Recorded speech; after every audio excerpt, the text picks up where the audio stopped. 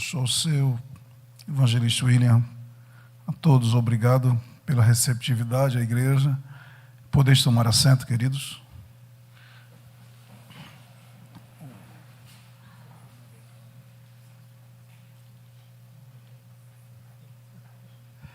Rapaz, vocês são muito fortes. Queridos, eu desejo saudar a todos com a paz do Senhor, aos visitantes que estão aqui conosco, professores da rede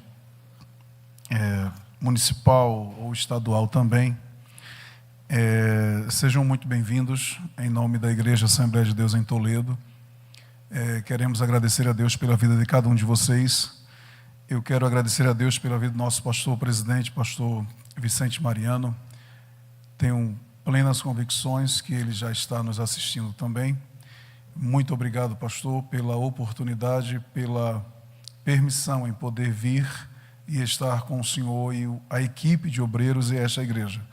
Todos os pastores de congregações, parabéns pela iniciativa de poderem estar aqui, pois a pauta ela é de suma relevância para todos nós. Agradeço a minha esposa, meus filhos, quero mandar um abraço, um beijo, muita saudade da minha mãe que está assistindo, a minha sogra. Minha esposa fica morrendo de vergonha quando eu chamo ela de mãe. Vergonha não, inveja, né?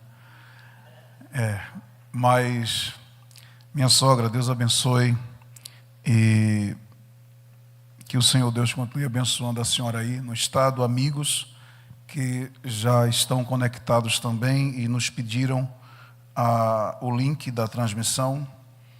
Que Deus em Cristo abençoe e alcance todos vocês e aos demais que eu não conheço, mas que através desse sistema a gente pode adentrar a sua residência.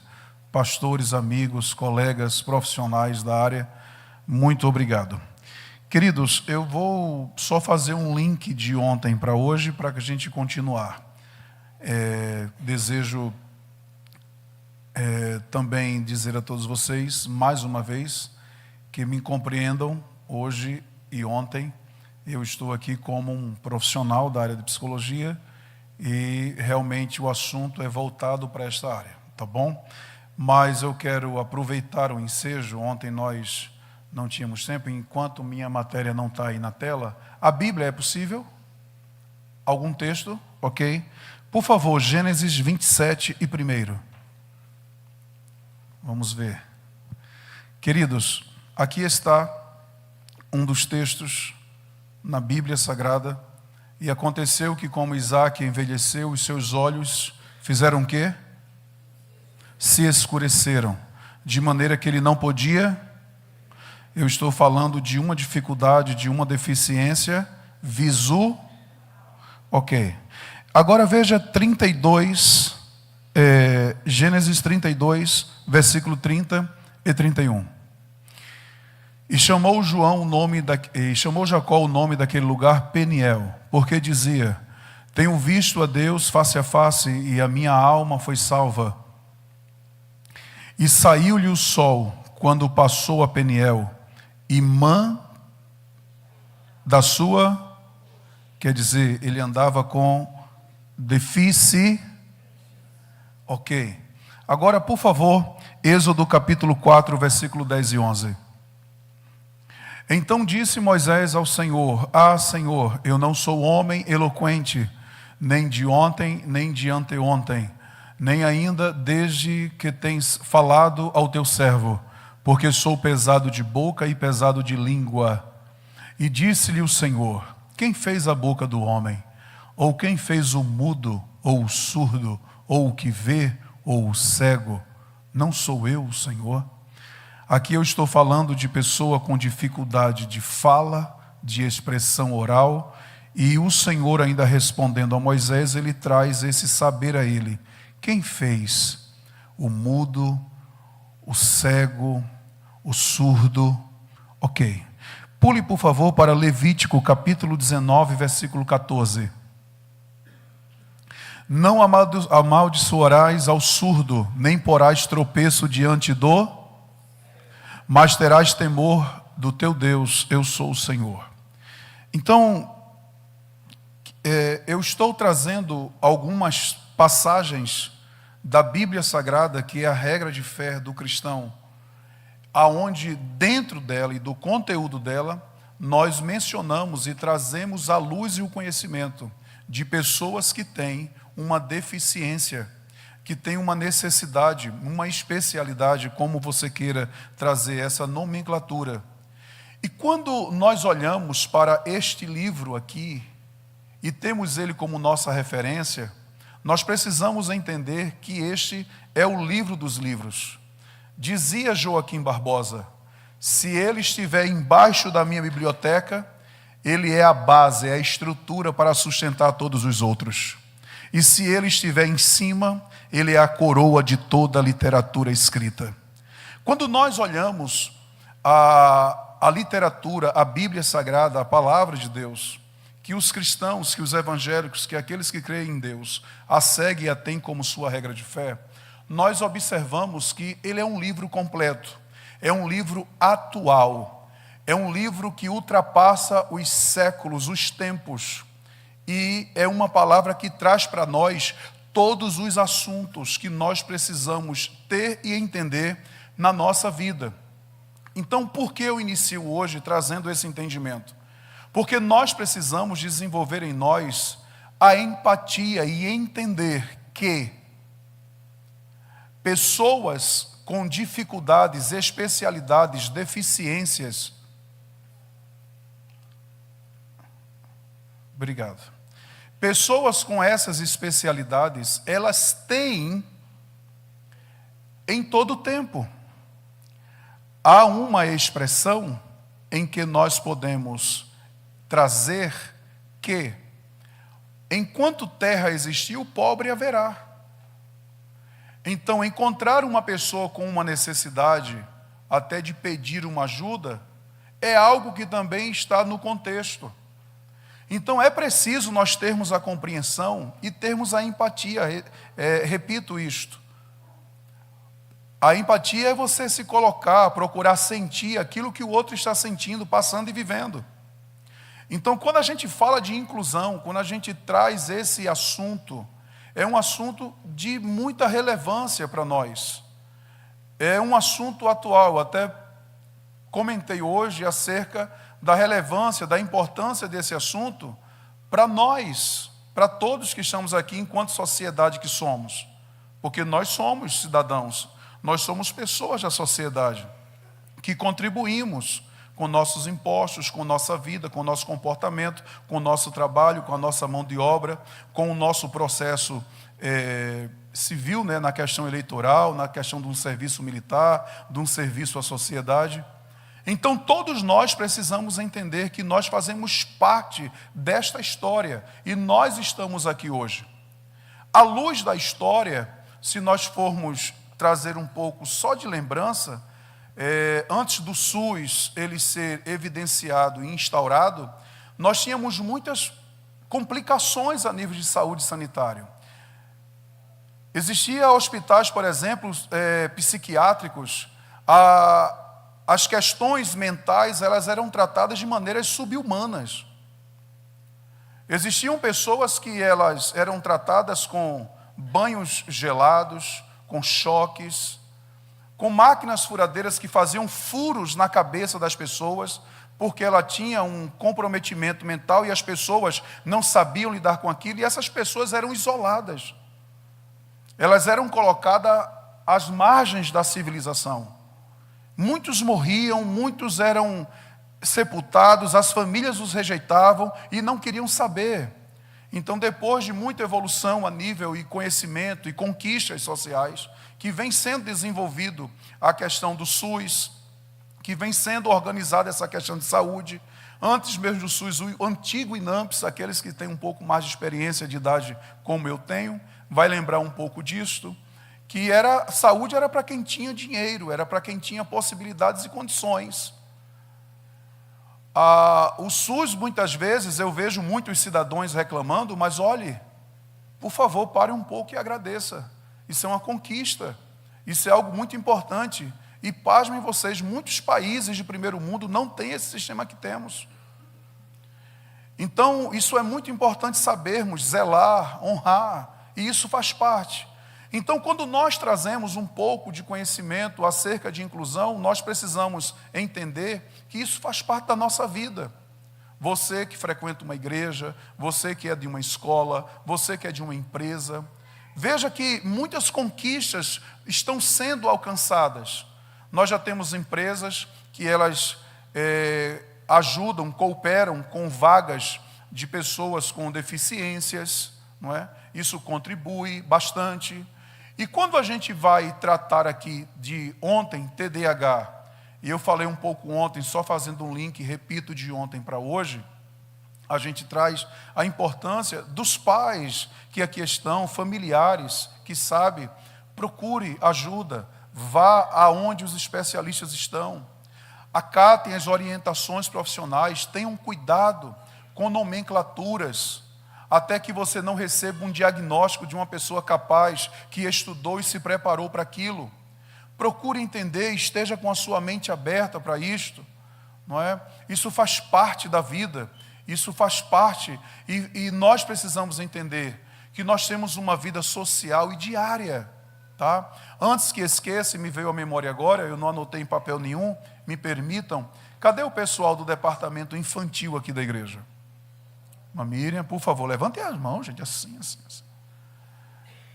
Olha, um aviso para vocês. Eu estou aqui e eu queria aproveitar muito a minha presença. Domingo, às 14h30, já duplique, viralize isso aí para o pessoal do departamento infantil. Nós estaremos aqui esperando vocês para compartilhar um produto, um material para vocês, a fim de que vocês possam ter acesso e eu explicar métodos e formas de uso, para que os pais das ADs aqui na AD Toledo, eles se sintam cada vez mais abrigados e sabendo que os seus filhos têm tios do departamento infantil que estão se especializando, buscando conhecimento para melhor acolher as crianças. Essa é uma preocupação do pastor Vicente Mariano, e ele pediu para que a gente trouxesse esse material à parte. Então, eu me disponibilizei, eu não queria perder essa oportunidade, tá bem? Porque isso é uma corrente. Se vocês fizerem cada vez melhor aqui, vocês vão estar ajudando muitas famílias, e isto vai um dia se reverberando para outros e outros lugares, e assim nós vamos alcançando cada vez mais conquistas. Então, domingo, às 14h30, eu não vou dormir. Eu vou estar aqui para receber todos vocês do departamento infantil da AD Toledo, aqui em todo o campo. Então, viralize isso para que todas estejam aqui juntas. Então, continuando a minha fala, deixa eu ver aqui, a tela já está ali.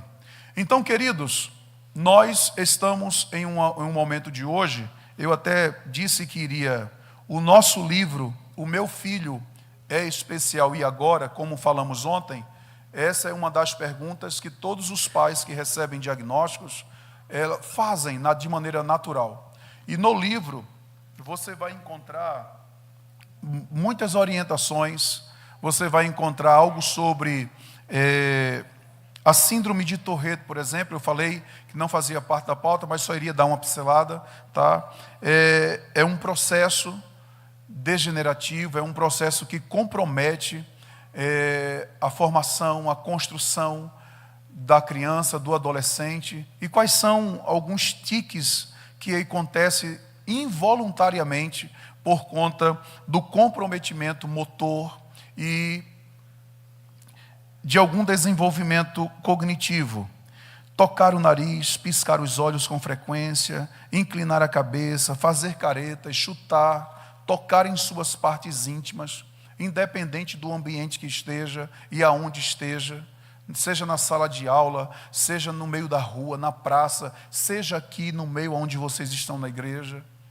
E isso é interessante termos esse conhecimento para que a gente entenda, porque eu sei que até recebi um vídeo de um pai de uma criança autista de um grau elevado, em que em momentos de crises e surtos, ele tem atitudes não convencionais, não comuns entre a sociedade, como em algum momento ele quer fazer um xixi, ele vai ali mesmo abaixar a calça ou a bermuda, abrir o zíper e fazer. Imagine isso em meio a vários lugares. Muitas incompreensões haverá nesse momento, e como aquele pai em desespero fala, eu tenho medo porque ele pode ser maltratado, linchado, e assim vai. Então, existem preocupações. No entanto, eu preciso dizer que, por mais difícil que seja, cada vez mais, a essas capacitações, essas orientações, é um dos caminhos que amplia a nossa mente, que amplia o nosso entendimento, para que a gente possa saber compreender melhor, saber melhor o que é que aquela pessoa pode passar. E esse é o projeto. Tem no livro ainda sobre síndrome de Down, que são os menores cromossomos, que deveriam ser impares, mas de vez ser 2, ele se desenvolve em 3. E existe aqui orientações dentro desse livro, como isso acontece diante da ciência, quais são os comprometimentos, como é a vida emocional de uma criança especial com a síndrome de Down. Há pouco, chegando aqui, uma mãe me chamou e quis me apresentar a sua filha, e que lindo, que abraço, que gesto carinhoso. É muito sensível esse ser tão especial, que sabe nos abraçar, sabe nos dizer que ama e que nos recebe. Mas essas pessoas são tão ignoradas muitas vezes lá na escola onde está, sofre bullying, sofrem palavras. Se eu me emocionar, por favor, não me critique, mas eu sou apaixonado por crianças. E eles sofrem demais quando encontram pessoas que não compreendem a sua especialidade. E é triste lidar com isto.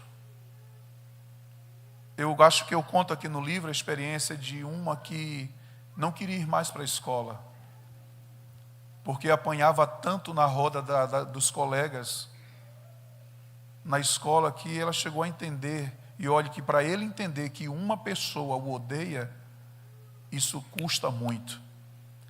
Porque uma criança com essa síndrome de Down, tem vídeos na internet, as pessoas batem nela e ela dá beijo, ela abraça. E é o conhecimento, é a nossa capacidade de levar a informação para que todos nós possamos entender que nós devemos saber amar, abraçar, entender, compreender, ajudar. E todos nós fazemos parte dessa rede de apoio. Então o livro tem muitas informações acerca das especialidades. E eu gostaria que, se você pudesse, leve um. Você pode dizer para mim assim: doutor Alain, psicólogo Alain, irmão Alain, não sei, mas eu não tenho ninguém na minha casa que tenha uma especialidade. Mas se prepare. Você pode nunca ter, mas você pode se preparar melhor para saber compreender o que essas famílias passam, para que você possa ajudar melhor. No livro eu trago orientações sobre os sofrimentos dos pais, o que eles passam e o que eles precisam ser compreendidos e atendidos. Porque muitas vezes também a gente olha apenas para a criança, ok, temos que olhar. Mas nós precisamos olhar que por trás tem um pai e uma mãe preocupado manhã, tarde e noite enquanto dorme. Lá na escola em autismo, uma das nossas maiores preocupações é entender como vai ser o futuro dessa criança quando os pais falecerem. Quem vai cuidar? Quem vai apoiar? Quem vai estender as mãos? Então, se nós não tivermos isso na nossa consciência, e isso também, queridos, para os que são evangélicos e aqui estão, isto também é ser igreja.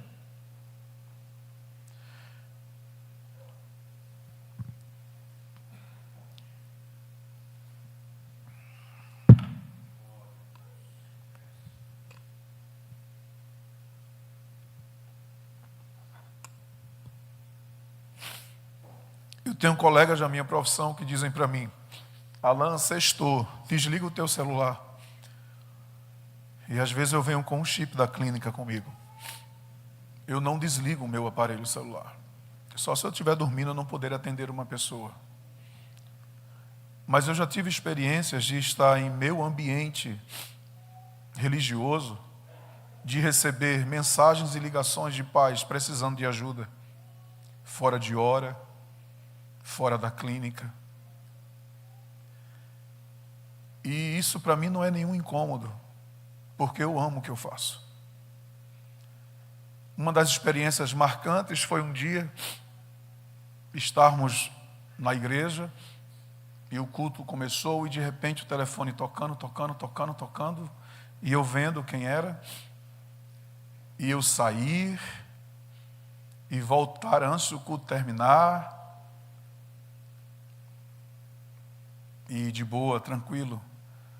Alguém me perguntou, foi para onde? Estava onde? Não te vi. Eu digo, rapaz, eu precisei resolver um negócio.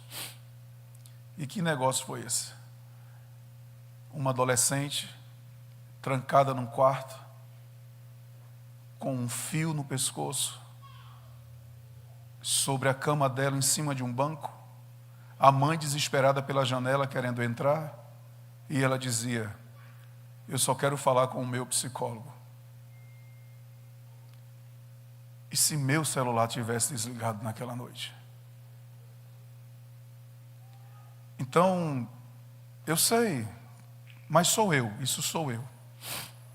Eu não lhe ignoro se em algum momento você realmente para um pouco. Eu acho que eu mexi aqui e caiu o imã.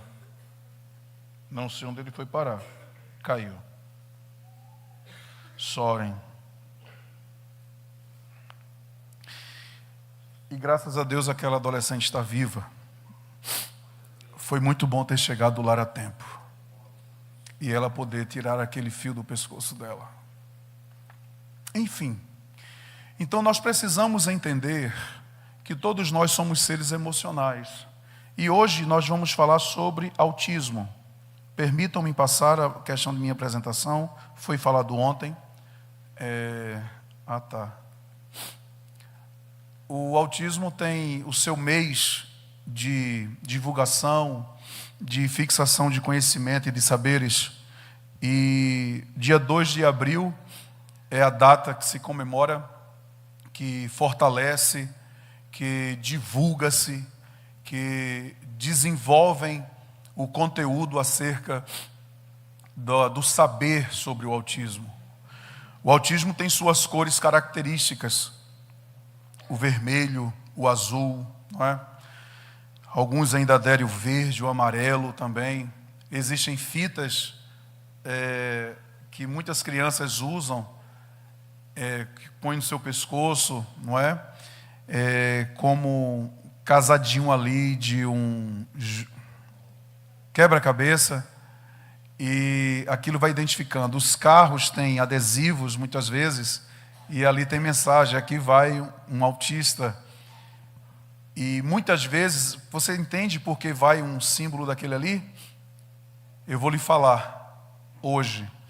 Você vai saber de algumas coisas que você vai entender melhor. Por que as divulgações, por que o conhecimento de sabermos incluir. Então, é uma condição de neurodesenvolvimento que compromete a comunicação social, interativa, movimentos repetitivos, auditivos, olfativo e tátil. O diagnóstico, ele deve ser sempre por profissionais. Alguns deles envolvidos nesta tarefa e nessa atuação são os neurologistas, pediatras, psicólogos, envolve-se ainda o fonoaudiólogos, que auxiliam nessa atividade multidisciplinar. Então, sempre é necessário acompanhamento muito aplicável a tudo isto.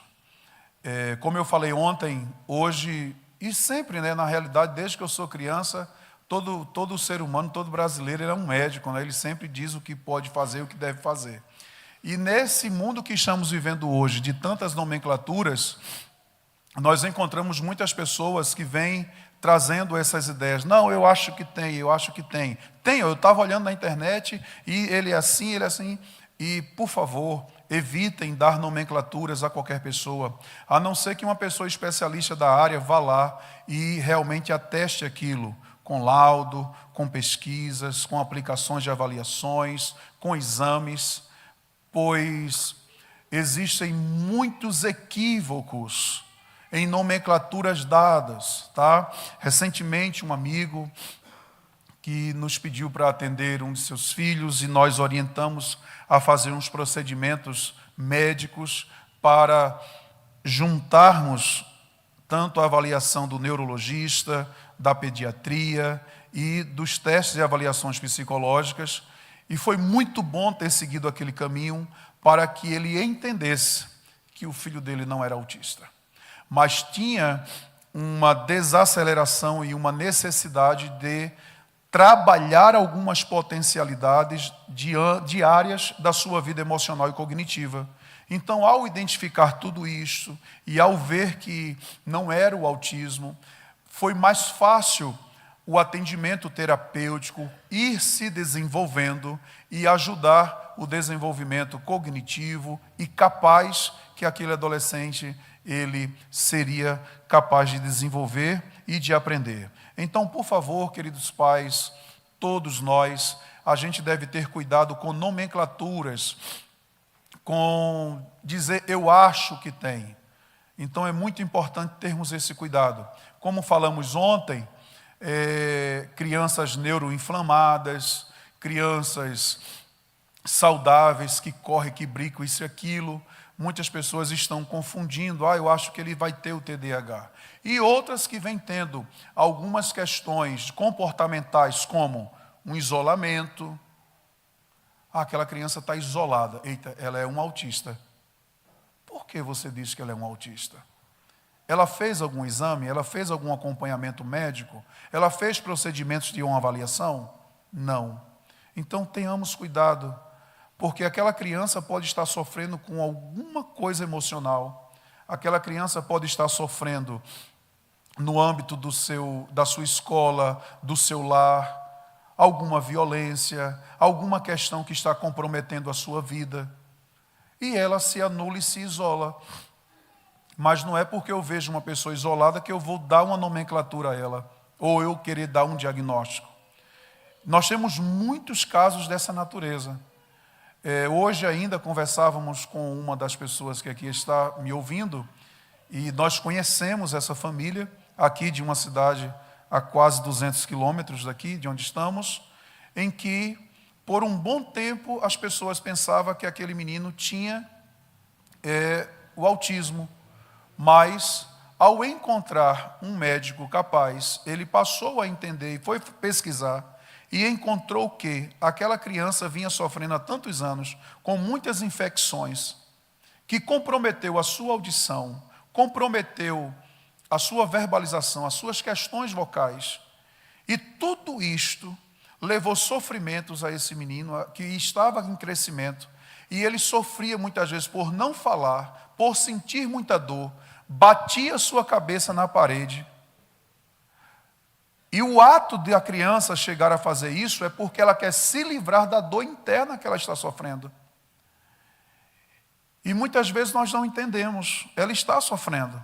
Até que, ainda bem, esse médico parou e foi fazer algumas análises e exames e identificou que ao longo de um processo de um bom tempo, esse menino, por muitas infecções auditivas e em suas questões de garganta, isso e aquilo, que comprometeu sua audição, sua capacidade verbal, ele foi tratado de maneira adequada, fez o procedimento adequado para melhorar a sua questão auditiva, foi dado a ele medicações capazes de melhorar dessas infecções internas que comprometiam até a sua própria voz, e um grande desenvolvimento passou a acontecer na vida daquela criança, e eles passaram a entender, não, meu filho não é autista.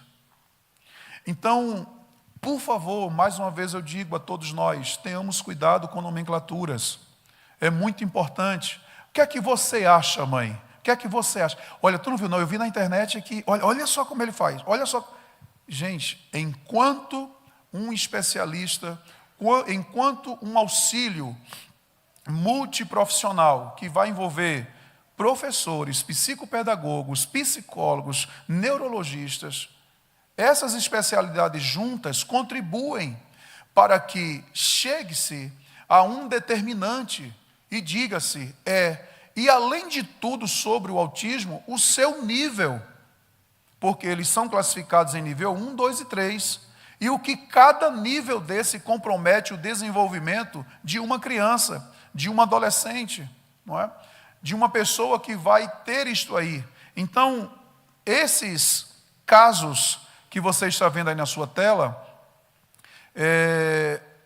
existe uma prevalência americana.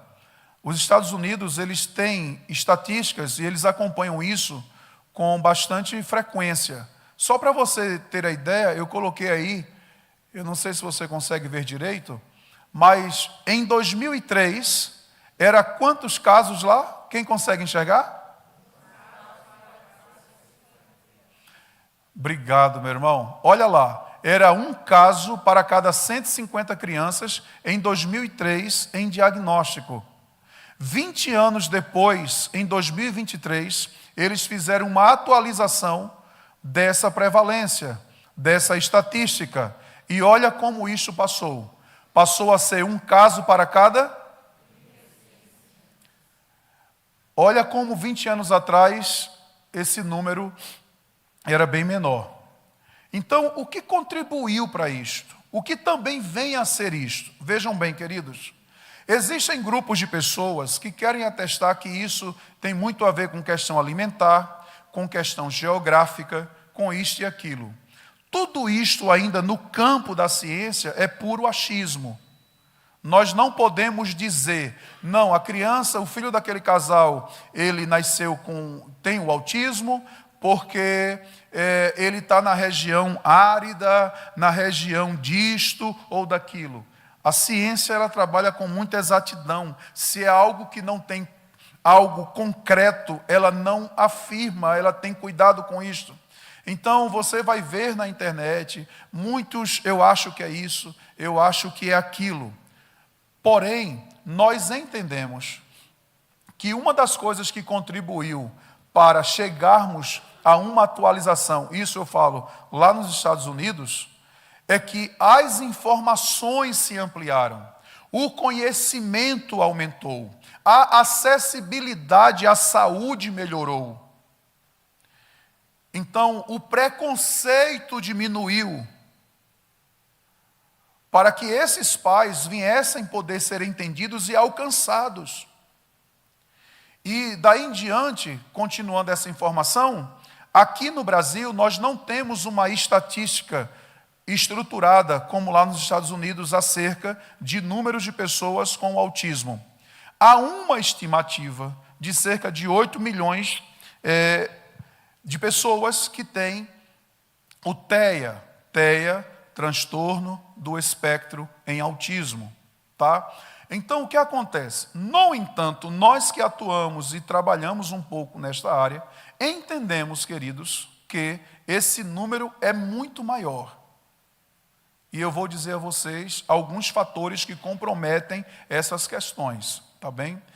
Antes que eu esqueça, me lembrei agora, e como a minha idade avança e eu posso esquecer depois, eu atuo também.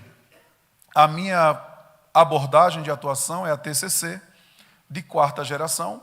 Então, nós também trabalhamos com questões de ansiedade, depressão, traumas e avaliações psicológicas em outros contextos, não apenas nessa questão de especialidades, tá bem? Então, deixe-me agora para o outro slide. Então, até aqui está tranquilo? Estados Unidos, toda aquela prevalência, o Brasil tem uma estimativa, mas nós entendemos que isto será maior. Deixe-me voltar só o slide anterior. Mas, Alan, por que esse nível maior? Aqui eu entro agora numa informação muito social. Há muita resistência à busca e à procura da área para uma avaliação e um diagnóstico dado. Há muitos pais, há muitas famílias que resistem levar os seus filhos a uma unidade básica de saúde para começar uma investigação, para começar um acompanhamento. Há muito preconceito, há muita resistência. Não, meu filho não tem, meu tem.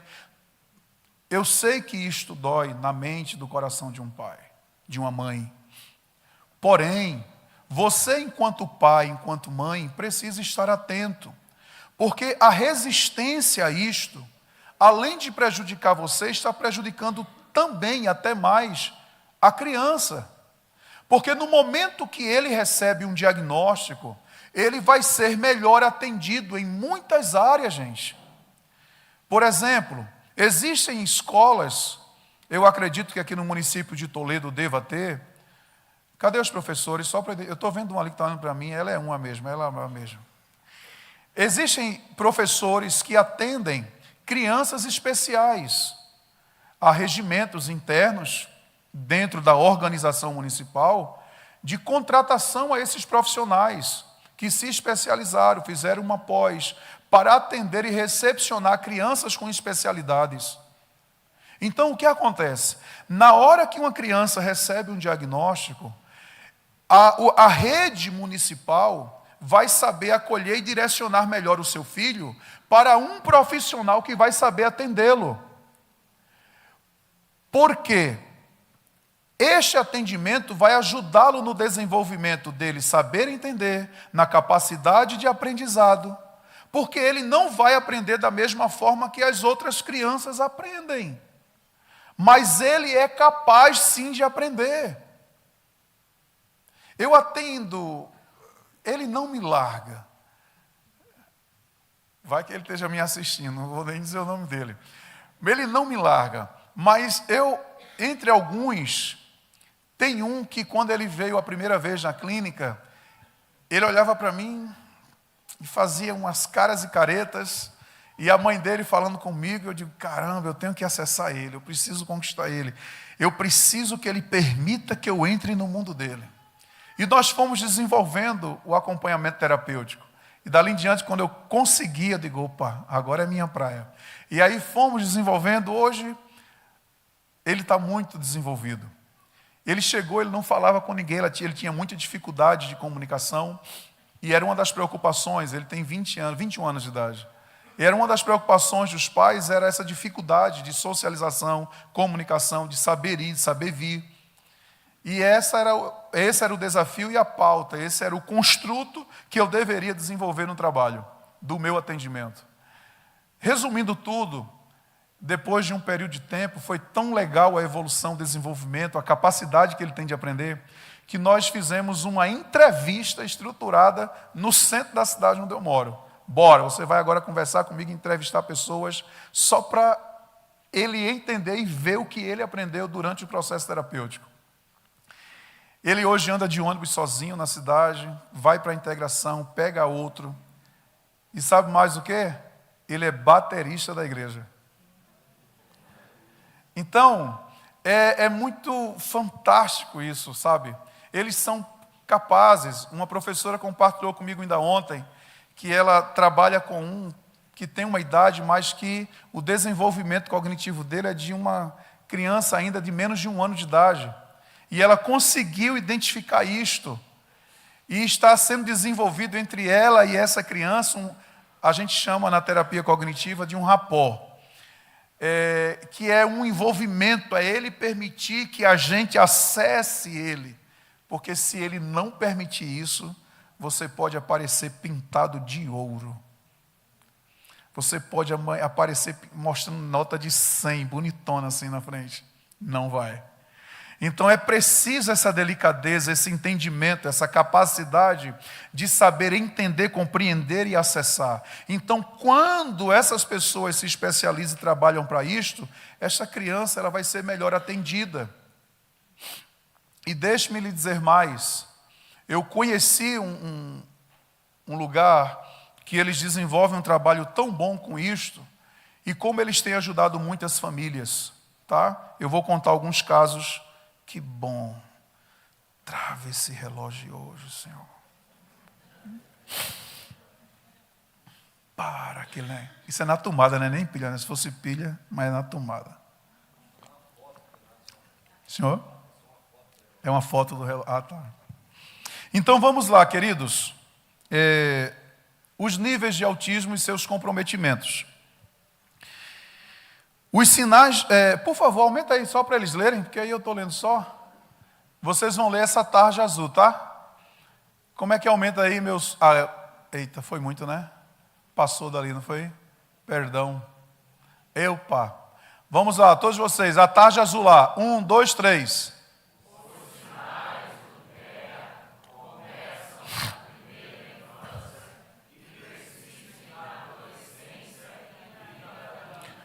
Ok. Então vejam bem. O transtorno do espectro em autismo não é uma síndrome, nós falamos isso ontem, para os que aqui estavam, que ele vai aparecer no desenvolvimento da criança. Não é identificado no período de gestação. Então, o que acontece? O comprometimento neurotransmissor vai comprometer em alguns níveis, tá, a vida do pequeno. É como eu falei para vocês ontem, e vou repetir hoje, por alguém que esteja me assistindo ou alguém que não veio ontem, dentro de estudos, é identificável que até tantos meses a criança balbucia, vai engatear, se rastejar pelo chão, começa a se erguer, se levantar, apoiando nas coisas. Até tanto tempo entra o fonoaudiólogo aí para determinar uma ideia de quando ele começa a falar, se ele tem dificuldades e retardos na fala, é desenvolvido um trabalho. E aí tem crianças que falam... a minha avó dizia uma coisa, que criança fala muito, tomou água de janeiro. Tem umas que tomam água do ano todo, e é tagarela, desde pequenininho, desde criancinha. Não sei se você conhece alguém assim, eu conheço. E tem uns que demoram a falar um pouco mais, vai ali 2, 3 anos, e assim vai. Eu tenho um sobrinho mesmo que ele foi um pouco retardado em termos de falar. Então, trabalho, acompanhamento, ele hoje, quando parece que virou a chave assim, ele quer falar até dormindo. Então, o que acontece? Existem esses estudos. Então, de desenvolvimento. Como isso vai acontecer? Os neurotransmissores, aonde quer que eles venham atuar e venham comprometer, seja a parte cognitiva, auditiva, verbal, dentro do desenvolvimento natural, é como que aqueles neuros, eles se comprometem, eles não dão continuidade. Imagine, por favor, olhe para mim, imagine, por favor, a instalação elétrica aqui desse prédio que estamos. De repente, um momento, o engenheiro elétrico, o técnico em eletrotécnica, que estava desenvolvendo a instalação elétrica dentro desse prédio, aquele rolo daquele cabo acabou. E quando acabou, para dar continuidade, ele precisou fazer a união de outro cabo para dar continuidade. Deu para entender assim? Ok? Aí ele aplica uma solda e ele vai isolar bem para que a corrente dentro do projeto de engenharia chegue ao ponto que precisa. Então, os neurotransmissores, eles vão se desenvolvendo e vão tendo comunicação em continuidade um com o outro. É como que acaba-se um e aquilo que era para continuar o desenvolvimento compromete-se e não continua. Então, daí vem a questão dos níveis de autismo. E ali colocamos para vocês o nível 1. O nível 1, ele é leve, em alguns casos tem uma dificuldade de uma comunicação verbal. Tem um tique ali, tem um foco apenas de uma coisa. Algo bem leve que, tem casos tão leves que se você não olhar direito, você nem percebe que tem uma especialidade. É o nível 1. Então isso se identifica. E para se identificar, aí vem, eu repito, os profissionais que aplicam seus instrumentos de avaliação e precisa-se alcançar todos os fatores para se dizer tem, mas não é apenas tem. Qual é o nível que ele tem? Porque de acordo com o nível identificado, senhores, aí vem todo o processo de trabalho dos profissionais que vai dar agora atenção para que aquela criança que necessita de atendimento seja atendida de maneira adequada naquilo que ela precisa.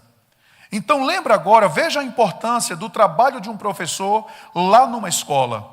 Veja a importância de um tio de um departamento infantil que às vezes estão com crianças dentro de uma sala. Esse saber vai dar a esses profissionais o entendimento lá na rede pública onde eles estão trabalhando, ao terapeuta na clínica, ao médico que vai compreender melhor o como tratar agora aquela situação. Então, por isso que o diagnóstico ele é muito importante e precisamos entender. Então, o nível 1 é bem leve, mas ele tem um comprometimento. Uma das partes do seu desenvolvimento deixou de atingir o que deveria e necessitaria.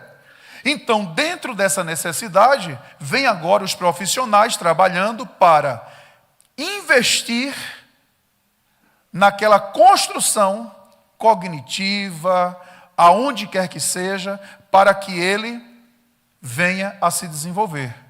Tranquilo? Deu para entender? Então, por isso é importante entendermos que é muito importante, todos os pais, a conscientização. Há uma dúvida, há uma desconfiança, alguém pontuou, um professor pediu para você, pai, dar uma analisada melhor no teu filho, levar lá no neurologista, no psicólogo. Por favor, não ignore esse aviso. Leve. Porque você levando vai tirar dúvidas. Eu já atendi muitas pessoas que muitos pais chegaram na minha clínica. Não, eu acho que tem. E eu aplicar os instrumentos de avaliação e encontrar que não tinha, e mostrar para eles que o que realmente aquelas crianças tinham e o que precisava ser desenvolvido através de um trabalho profissional. Então isso é muito importante, a gente vai ajudar a criança. Aí vem o nível 2. Então digamos que o nível 2, aqueles neurônios, eles se comprometeram mais. Eles diminuíram com maior intensidade a sua, entenda essa palavra, descontinuidade. Aí o nível 2 do autismo, em alguns casos, ele vai ter dificuldades tanto da comunicação verbal, como também da dificuldade social.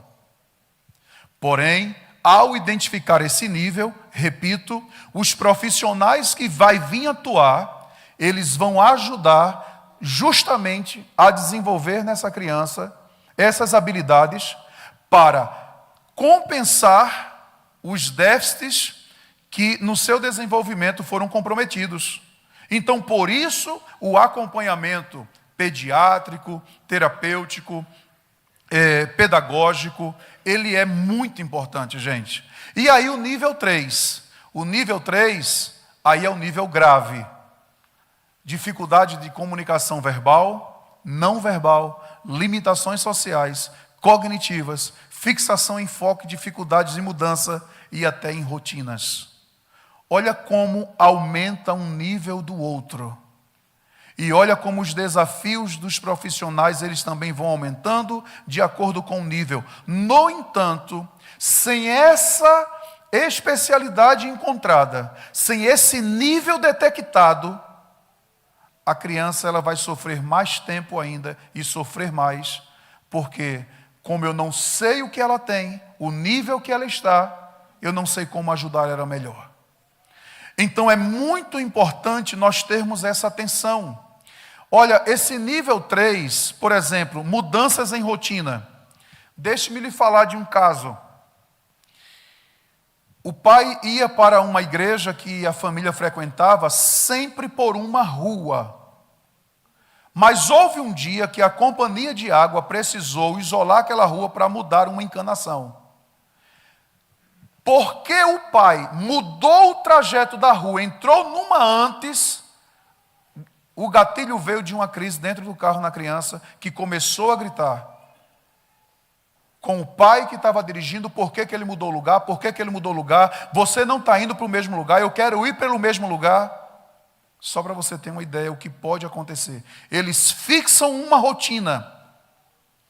Então, nesse nível, mudar uma rotina da criança em nível 3 é acionar nela uma crise. É preciso ter uma habilidade, um cuidado muito especial para que isso seja de uma maneira muito sutil no dia e na hora que venha a ser necessário. Você quer ver uma coisa? Tinha uma família que tinha deixa eu chamar assim, secretária. Uma pessoa que ajudava, trabalhava no lar daquela família. E depois de 12 anos de trabalho, aquela pessoa, por questões de saúde e mudança também de cidade, foi se ausentar daquela família. Esse afastamento dessa pessoa que cuidava custou muito alto tanto para aquela criança como para aquela família. Porque ela não aceitou a outra que veio nova. Demorou muito tempo, não deu certo, tenta outra. Salvo engano, foi a terceira ou a quarta que conseguiu acessar aquela criança por conta de um atendimento terapêutico que preparou aquela empregada doméstica para saber chegar naquela criança.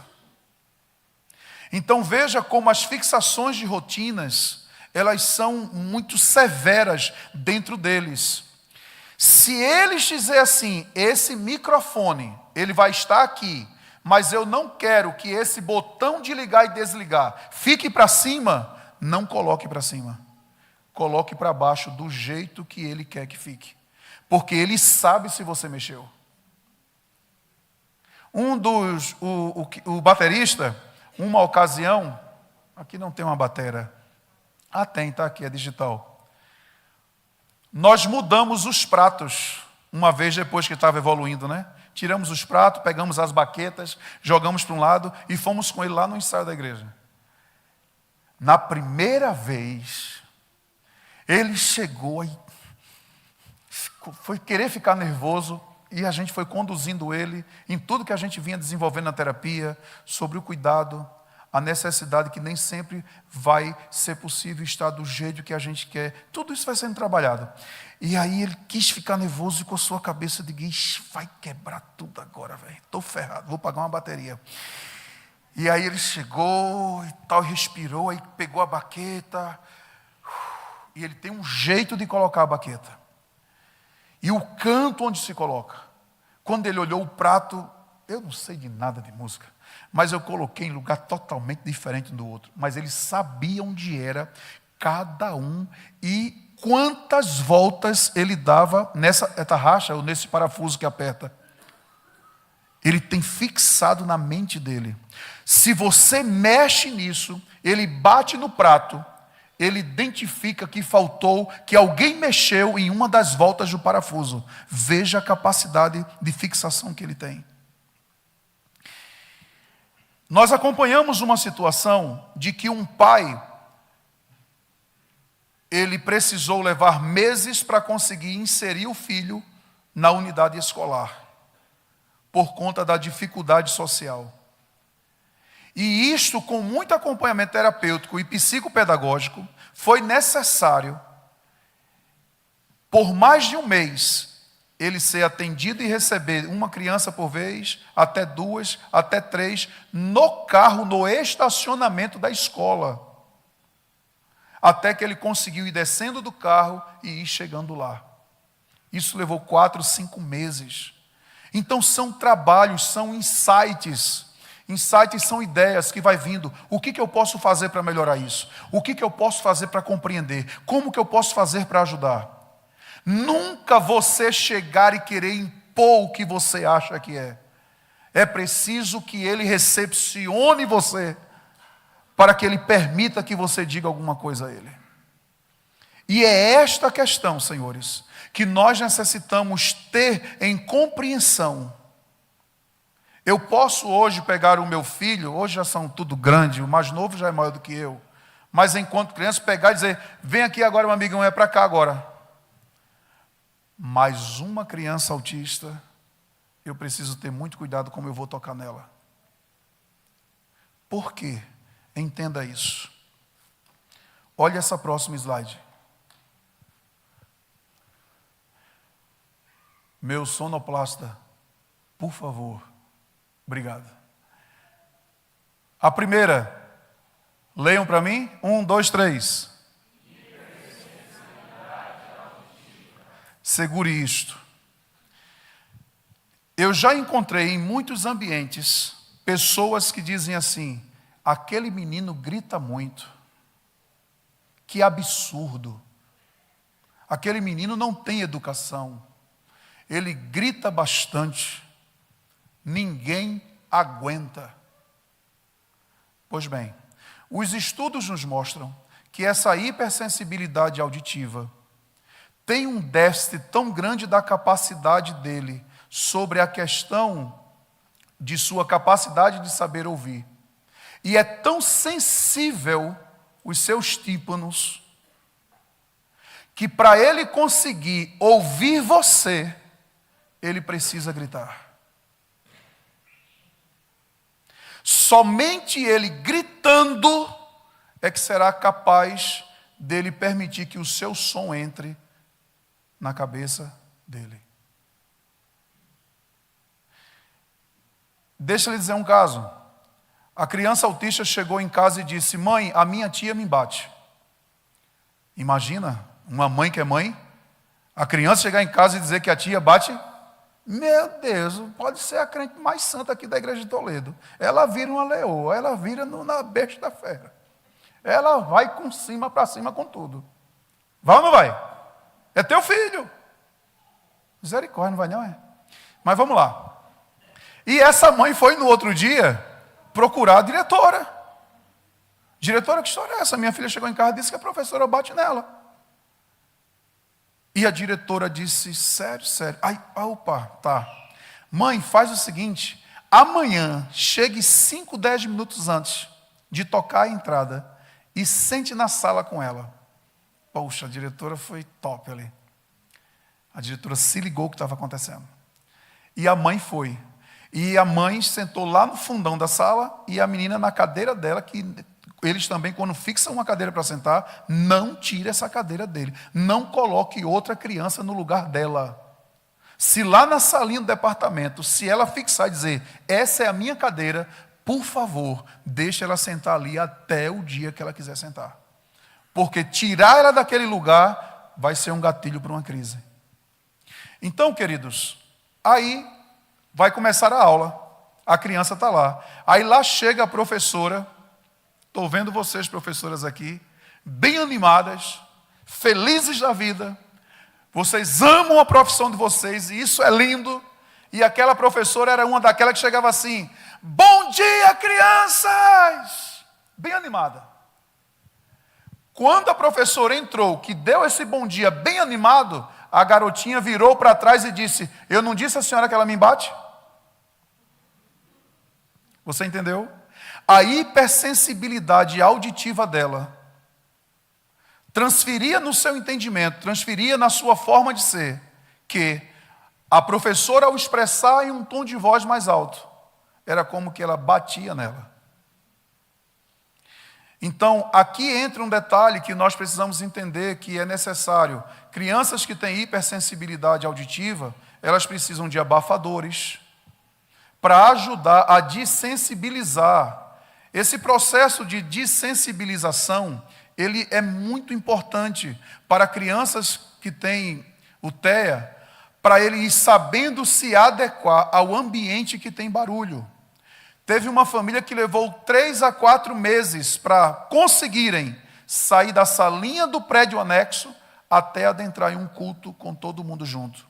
Foi um processo de muita paciência, em que ele foi sabendo tirar. Por quê, queridos? Isso aqui é para acústica, correto? Essa estrutura. Mas a maioria dos templos religiosos, eles não têm uma estrutura para acústica assim. Então, quem toca, quem entende da área da música, sabe que se não tem isso aqui, compromete muita coisa. A qualidade disso aqui é espetacular. Mas tem lugares que é tudo aberto, então um som, uma batida numa bateria forte, e um som estridente, um som em qualquer outro nível, é uma agressão para a vida de um autista que tem a hipersensibilidade. Então muitos deles, por sofrerem muito com isto, gritam, se batem, chegam a se morder, para ele saber entender, para ele saber suportar aquilo que está ferindo ele. Então você está vendo como é importante nós termos o conhecimento e sabermos buscar aquilo que é necessário para que eles possam ser atendidos da melhor maneira. E o que acontece? Por que eu falo isso, gente? Porque eles são capazes de desenvolver e de aprender. Agora, tudo isso só será trabalhado se diagnósticos através de profissionais capazes forem dados de maneira correta. E aí entra a atuação dos demais profissionais, que vai contribuir com o desenvolvimento do teu filho. tá? E aí vem a motora, vem a tátil. Tem crianças com essas hipersensibilidades que até para cortar o cabelo ela sofre. Porque quando o profissional pega o cabelo que vai passar a tesoura, é como que ele está levando pancada, gente. Só para você entender. Então, eu não sei se na sua casa, se a igreja que você faz parte, a escola onde você ensina, se tem, identificando esses detalhes importantíssimos, ajuda aqueles que estão envolvidos a saber compreender. Por exemplo, eu estava numa capacitação lá em Curitiba, não faz muito tempo, e foi nos pedido um mapeamento de uma professora de uma escola da rede estadual acerca de como identificar. Então, auxiliamos eles nessa situação. Como identificar? Por isso é necessário conhecer o nível para saber identificar o que pode causar gatilhos e crises. Porque neste momento a conscientização, até quando é necessária na sala de aula, se faz necessário levarmos o conhecimento para aqueles que são mais próximos, porque eles também se tornam rede de apoio. Então, isto é necessário. Então, é muito interessante. Espera aí, deixa eu ver. Se o nível da turma aumentar, gera uma crise na criança que está na sala, então o que acontece? Vamos trabalhar uma conscientização com a turma que está ali, para termos um certo nível de altura de voz. Se tais comportamentos prejudicam o entendimento dele ou dela e leva a uma crise, vamos evitar esses comportamentos. Através desse mapeamento e de identificação daquilo que pode promover uma crise, a gente constrói aquilo que dizemos. Vamos estar um passo à frente para ajudar, para que evite essa crise. E o atendimento em continuidade vai ajudá-lo a desensibilizar aqueles atos que promovem crises, aí diminuindo na sua própria vida. E eles são capazes de entender isso. Então, queridos, uma das questões, esse slide aqui, eu preciso de um tempo nele, são implicações familiares. No Brasil, no Brasil, lembra que eu falei, nós não temos uma estatística de prevalência de casos. Estima-se cerca de 8 milhões.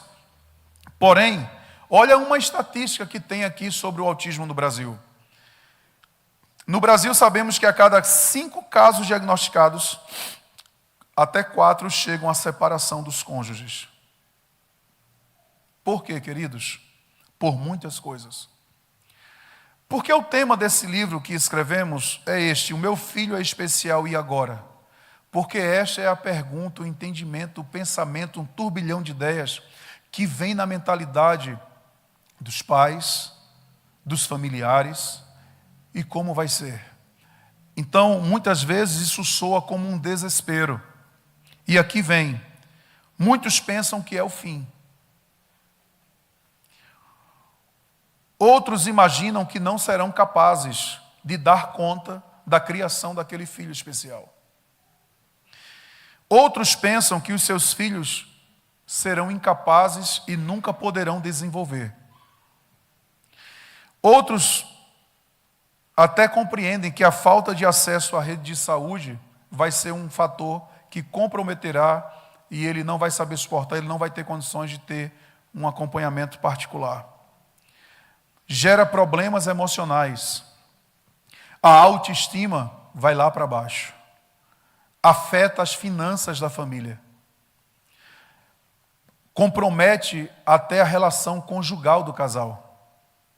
E tem a perda de amigos e de familiares.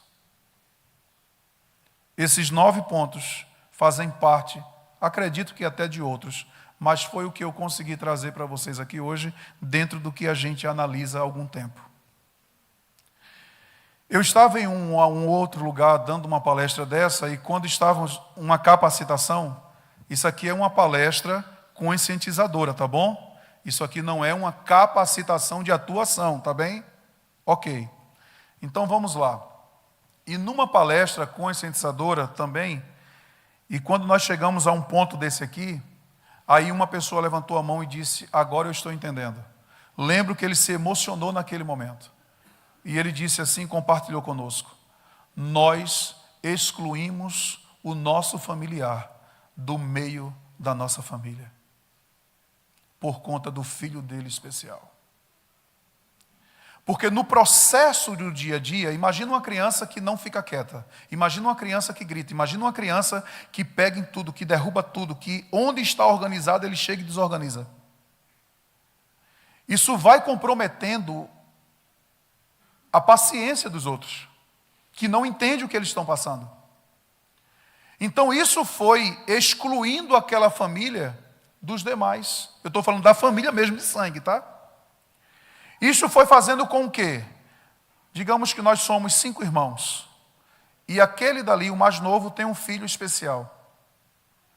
Então, nós 4 começou a fazer festa entre a gente, e não trazia mais ele com a esposa e o filho.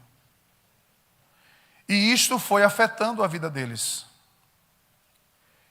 E quando estávamos numa palestra de conscientização e levando capacitação para aquele grupo, aquela pessoa se levantou e disse, e chorou: agora eu entendo, nós machucamos o meu irmão. Já fazia quase 10 anos que eles não se comunicavam mais.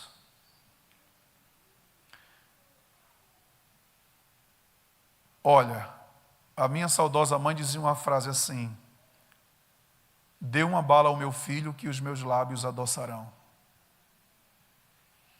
Trate bem o meu filho, que estaremos sempre juntos. Então, no âmbito dessa família e de muitas outras acontecem isso. Eu vou fazer uma festa, mas eu quero nada que ela venha com o filho dela não para, bagunça tudo, derruba tudo, a gente perde a paz, a gente não pode nem conversar. Então, isto vai acabando com a vida familiar. A falta de compreensão, a falta de empatia. Isso automaticamente compromete até a vinda de pessoas no nosso meio na igreja. Porque muitas vezes um olhar é suficiente para machucar alguém. Não saber entender que uma criança como essa quer chegar num teclado desse bonitão, cheio de coisas pretas e brancas ali, e que esse menino toque e faz um som.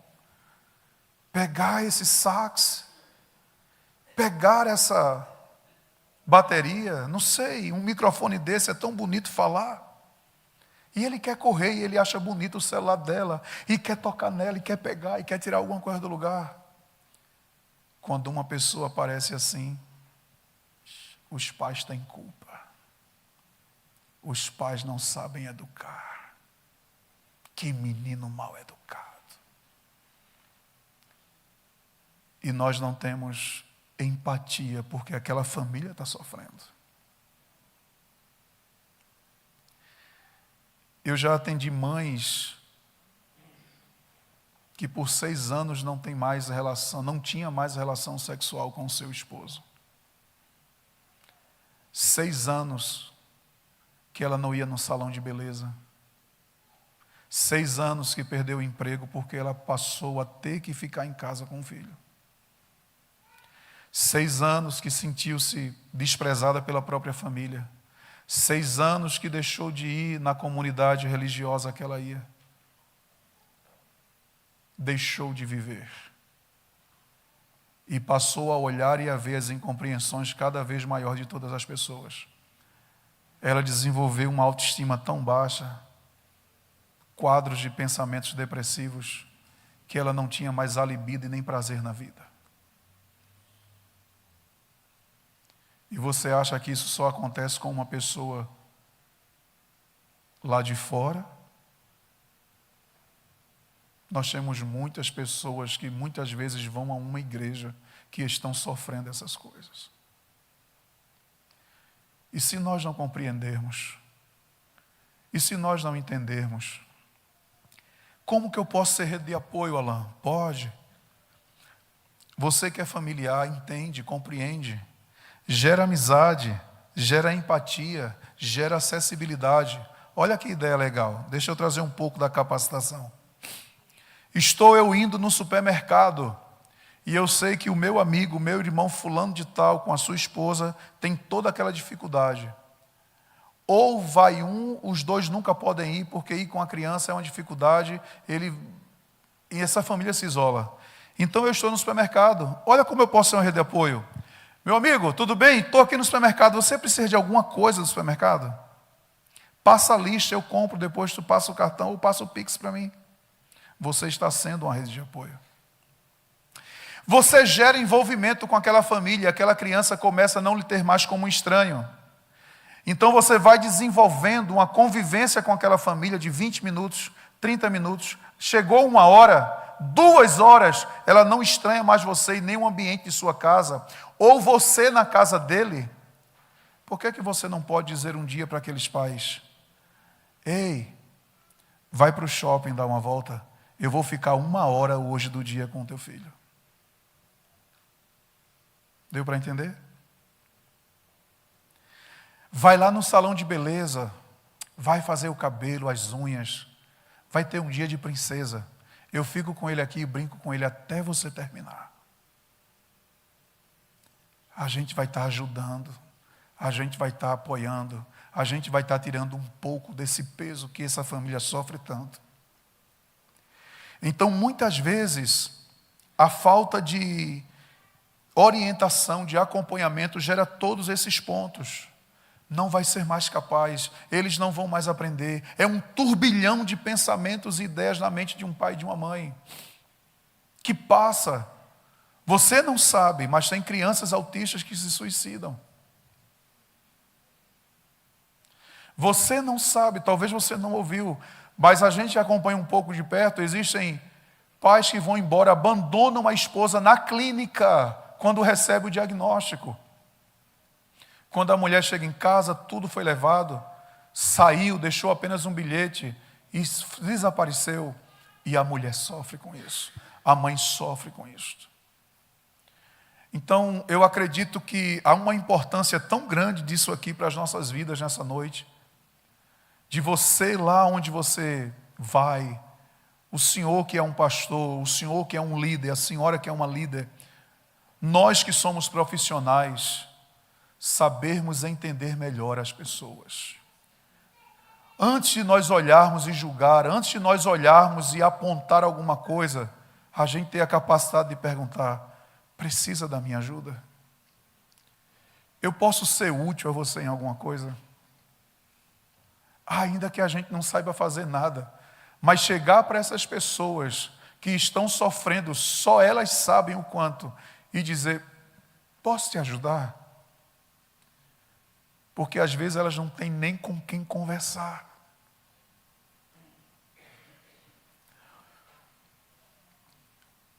Então ajude.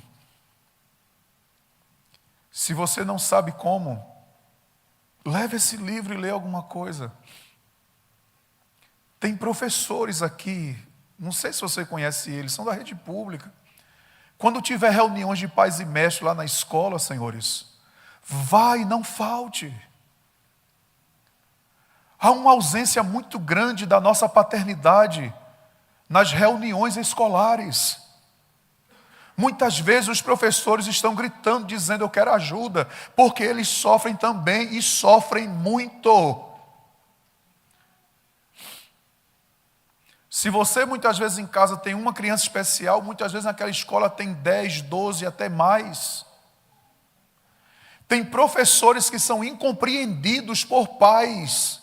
Eu já recebi na minha clínica professores com ameaças. Então, por favor, eu acho que é um tempo de nós sermos mais empáticos e compreendermos mais. Ajude. Quando você vê o departamento infantil lá na sua igreja, meu Deus do céu,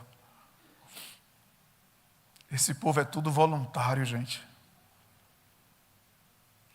Eles se voluntariam, deixam de estar num culto aqui, com tudo acontecendo, para estar numa salinha ali à parte, tomando conta do teu filho, do teu neto. Então que a gente possa ajudar um ao outro. Então, o próximo slide, deixa eu ir porque agora foi. Crises e birras. O que fazer nessa hora? Por favor, tenha calma, tenha cuidado e prime pela proteção, tá bom? Porque uma crise pode elevar a capacidade de força física que você não é capaz de imaginar. Então, calma, cuidado e proteção. Lá no material de capacitação, a gente traz essas orientações. Aqui vai ter, no próximo slide, diferenças entre birras e crises. Tá? Então, vou ler bem rápido, por conta da hora.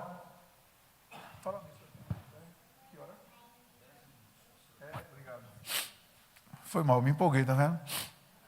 Eu só tenho 10 minutos agora, gente. Legal. Então, crises versus birras. Uma crise não tem nenhum objetivo. Nada é solicitado antes ou depois de uma crise. É uma crise. Já na birra, vai ter um objetivo.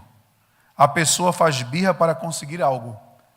Não pense que eles são inocentezinhos, eles sabem o que estão fazendo também. E quando eles querem uma coisa, eles fazem birra. E eles sabem que se ele conquistar você, ele vai lhe dominar. Então você tem que estar atento. Tá? Aqui tem essas diferenças. Gente, isso é tranquilo, pode ser disseminado. Tá? Não tem interesse nas reações. A pessoa não se importa com as reações das pessoas. Isso na crise. Já na birra, ela observa as reações dela. Dependendo da reação das pessoas e a intensidade da birra, ela pode até mudar. Na crise, demora muito tempo. A crise são mais longas do que as birras. Já na birra, vai terminar rápido, porque até ela conquistar, ou ela ver que de forma alguma ela vai conquistar, aí ela para. Na crise, ela não tem controle. A pessoa não tem controle das suas ações. Então, lembra aquilo que eu falei um pouco? Ela se morde, ela se bate, ela bate a cabeça, ela pode querer agredir alguém, tá? Mordendo. Então, existem vários utensílios, senhores, como o abafador, que é um escutador que coloca para diminuir a hipersensibilidade. Tem um mordedor.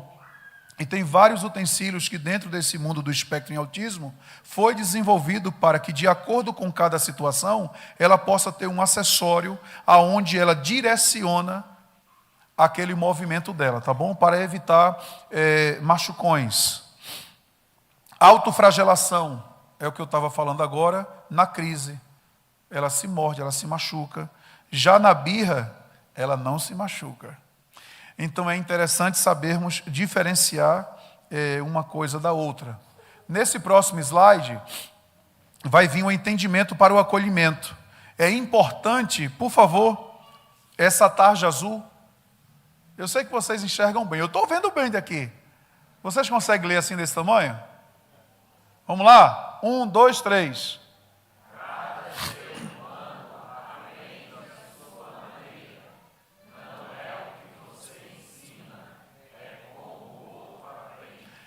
Deu para entender isso? Não é como você ensina, é como o outro aprende. Eu poderia fazer uma dinâmica aqui agora muito rápido e vocês iriam entender que cada ser humano ele é único. Alan, vem aqui, traga essa Bíblia para mim, por favor.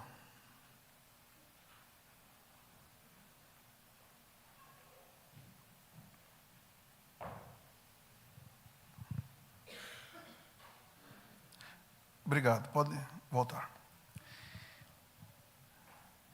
William, vem aqui, por favor, William. Traz um copo de água para mim. Obrigado. Estou precisando. Pode voltar. Eles tiveram a capacidade de entender o que eu estava pedindo. Porém, uma criança no espectro em autismo, ela pode ter essa mesma dificuldade em compreender o que eu estou falando. Então, não é o que eu ensino, é como o outro aprende. Eu preciso entender que nem todo mundo aprende do mesmo jeito. Aqui nós colocamos 8 formas de como se desenvolve o aprendizado. E está aí, gente, eu não vou ter tempo de falar todas elas, tá? o aprendizado visual, auditivo, sinestésico, musical, corporal, interpessoal, intrapessoal e naturalista. E cada um deles tem seus aspectos. Por que introduzimos esse assunto? Porque no próximo slide, gente, você vai ver aqui agora uma das nossas atuações para o desenvolvimento do aprendizado com o TEA é o sistema PECS. É o sistema de imagens. Com esse método, podemos construir um modo de comunicação que nos dará a possibilidade de desenvolver juntos uma comunicação, encontrando qual é a melhor ideia que ele vai entender o que eu quero dizer. Nós desenvolvemos, por exemplo, um culto cristão religioso com crianças autistas. E é lindo esse culto. Eles cantando do jeito deles, fazendo o barulho do jeito deles, tocando do jeito deles. A musicoterapia faz parte do ambiente do processo. Eles fazem os gestos deles como eles querem fazer e como eles fazem. E é do jeito deles que eles estão fazendo. E daquele jeito eles estão servindo ao Deus que eles entendem que eles servem. Então é lindo desenvolver um culto desse. E sim, aberto com todo mundo. E é lindo quando as famílias sabem do bairro, da cidade, e diz, vamos todo mundo junto, vamos se ajudar. É lindo saber de tudo isso. Então, o sistema PECS é esse aqui que vocês, eu acho que eu já vi aqui. Olha lá. Figuras de linguagem. Você vai construir com eles, e esta situação, senhores professores, tios, líderes, essas figuras de linguagem ajudam a compreensão de entender o que ele está falando e dele também entender o que precisa ser feito. Ali tem várias ideias. Quando ele está sentindo uma dor, seja de cabeça, seja na barriga. Ali tem os sinais de como ele fazer o xixi, a hora de fazer o xixi. Tá? Essas figuras é uma das ideias fantásticas de conseguir se comunicar de forma pontual, de forma boa, tá bom? Aproveitável com a criança. E olha que interessante, você vai desenvolver tudo isso, tá? Eu quero. Aí você tem várias figuras de linguagem. Aí ele vai apontar, eu quero isso aqui, andar de bike, andar de bicicleta. Ah, eu quero a bola, você vai entender isto. Eu tenho uma vizinha que ela tem autismo em 3º nível e existe 2 partes do dia que faz parte da rotina dela e das orientações terapêuticas, ela andar com um membro da família. Isto é fixo, tem que acontecer isso. Então, as rotinas, você vai construindo essa figura. Então, os tios capacitados sabem fazer uma anamnese, identificar o que a criança tem e que pode. Isso vai ser um auxílio para as famílias em casa, que muitas vezes não tem esse saber e precisa de desenvolver uma comunicação. Por quê?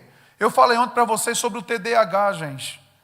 E não é diferente também em autismo.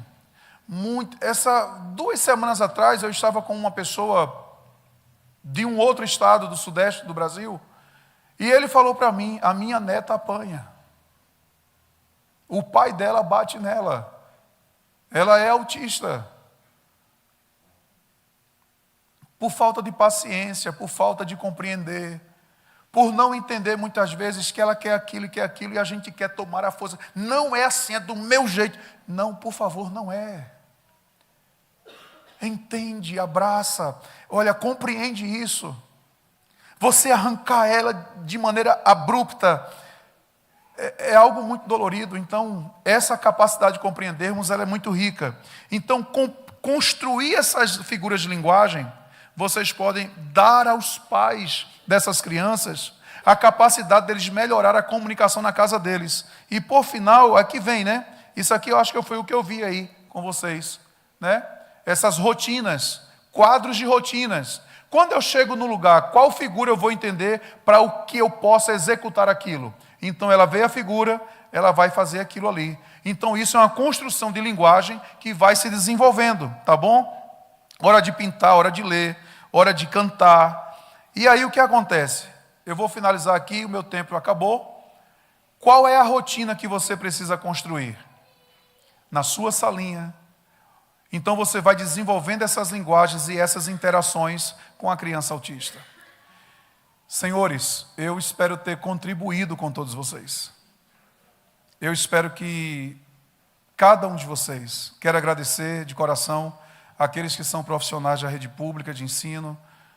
Muito obrigado por vocês terem visitar aqui a AD Toledo. Muito obrigado. Ontem teve até alguém, psicólogo também, que veio falar comigo após. Um prazer conhecer vocês. Sucesso, parabéns pelo desempenho profissional de cada um de vocês. E que vocês sejam cada vez iluminados e façam cada vez mais o trabalho de vocês como é necessário ser feito. Aqueles que lidam com crianças nos departamentos infantil, que vocês possam cada vez mais se empenhar e saber que o nosso trabalho não é vão. Não é vão. Tem muitas pessoas precisando, tem muitas pessoas contando com a nossa capacitação. Então, parabéns, pastor Vicente Mariano, muito obrigado mais uma vez. Parabéns a toda a equipe organizadora desta conferência por oferecer esse momento de uma conscientização acerca de inclusão na igreja e daquilo que nós podemos fazer de melhor para sabermos, de maneira capacitada, incluir e acolher. Muito obrigado a todos e meu abraço, até uma próxima ocasião e sucesso a todos vocês. Se não for pedir demais...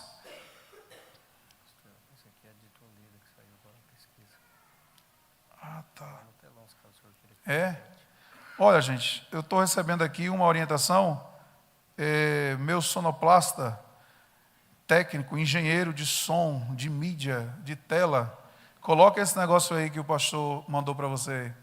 Isso é uma pesquisa aqui de Toledo, ó. Quantos habitantes tem Toledo?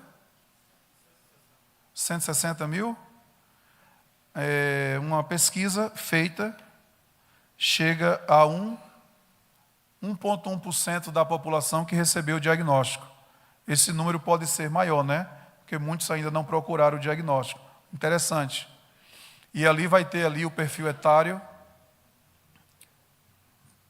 1 em cada 3 pessoas tem menos de 10 anos de idade. Então, olha quantas crianças temos para poder ajudar. 333 pessoas autistas com mais de 60 anos. Imagina pessoas que recebem diagnósticos numa fase dessa idade, o quanto ela sofreu durante todo o tempo. Bullying, incompreensões, abusos e sofrimentos. Então, isso aqui é um quadro daqui de Toledo. Então, temos muito a fazer. E esse trabalho é lindo, tá bom? Muito obrigado a todos.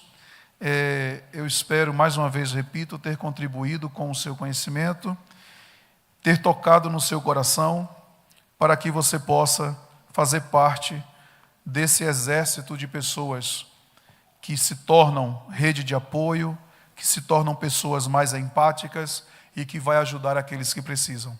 Obrigado a todos vocês, meu abraço e estamos aqui ao lado. Leve um desses exemplares, dê de presente a alguém ou leve um para a sua casa. Muito obrigado.